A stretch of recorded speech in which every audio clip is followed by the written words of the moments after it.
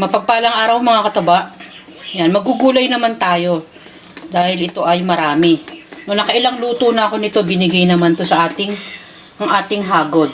Tapos dito, meron na akong kawali. Pinagprituhan ko ng isda. Yan, lagay na natin yung ating pork. Unahin natin i-fry ng kaunti.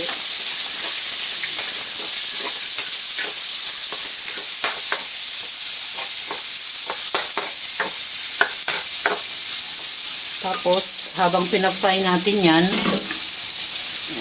takpan natin. Ito yung kanyang isdang kapares. Ang ating dory. Dory naman to. Tapos yung hagod naman natin, dati nagluto naman ako na bagoong ang gamit. Bagoong isda. Ito naman ay alamang. Ayan. Meron tayong bawang, sibuyas, kamatis, at ang ating mga gulay, okra, talong, hindi masyadong marami, hagod or bunga ng malunggay, kamote, saging saba, sitaw, siling green. Yan yung ating mga gulay. At yung ating alamang, mamaya na natin ilabas. Ayan. Wait natin ma-toast ng konti yung ating pork. Nilagay ko na yung ating bawang, sibuyas, kamatis. At dinudurog-durog ko na rin siya para mas lumasa yung ating kamatis. Lagay na natin yung alamang.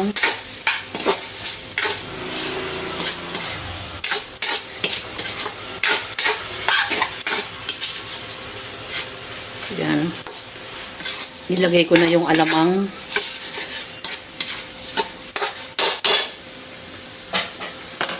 At yung kamote. Yung matagal lumambot.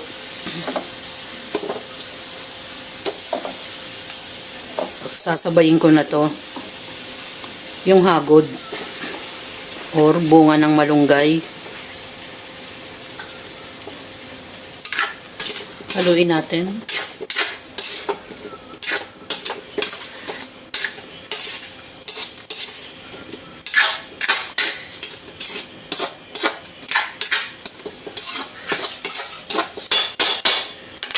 Takpan natin. Minta.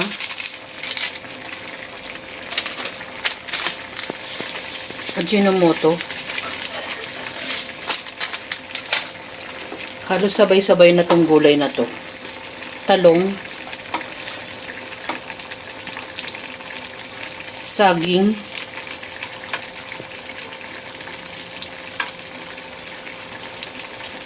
Okra.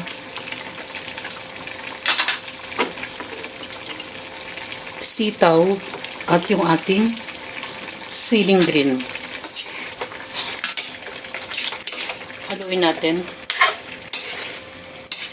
Naglagay na ako ng konting tubig.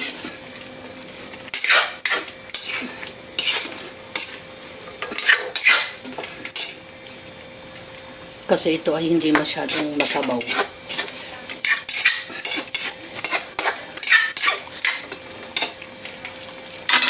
Takpan natin ulit.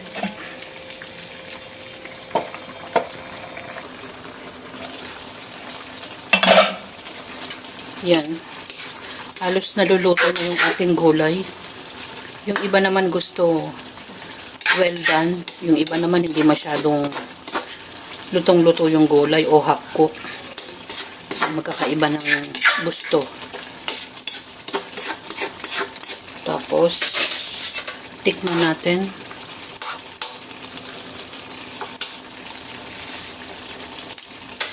Ay, masarap.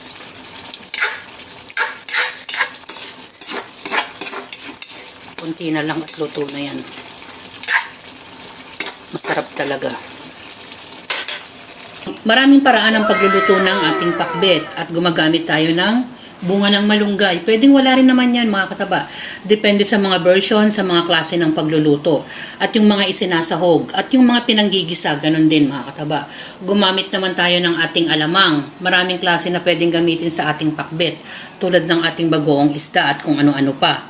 Sari-saring gulay. Nakakapagpalapot yung kamote at nakakapagpatamis din kasama ng ating saging saba, Yan yung ating masarap na pakbet na may kasamang isda na dory. Enjoy, kumain, at maging masaya. Masaya ka talaga mga kataba pag ganito ang ating dish. Salamat sa panunood.